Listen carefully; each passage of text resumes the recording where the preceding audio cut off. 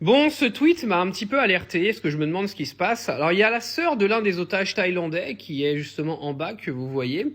Un des otages qui a été libéré, qui a dit ceci à propos de la façon dont son frère a été traité. Il a déclaré qu'il n'avait ni été torturé, ni agressé, et qu'il avait reçu de la bonne nourriture. Il a été très bien pris en charge. On dirait qu'il est resté dans une maison, pas dans un tunnel. Alors, c'est bizarre, parce que, bon, moi, je sais pas ce qui se passe là-bas, donc je vais pas m'amuser à faire de la propagande de je ne sais quoi.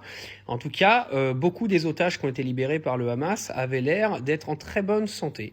Donc vous m'excuserez de trouver ça un petit peu bizarre, parce qu'Israël nous a fait croire que le Hamas était en train de torturer les otages. Vous m'excuserez, je sais pas si vous avez vu les mêmes images que moi. Les otages, ils n'ont pas l'air très fatigués, à part les dames âgées, mais bon voilà. Ils n'avaient pas l'air d'être en manque de nourriture, et encore moins d'avoir été frappés.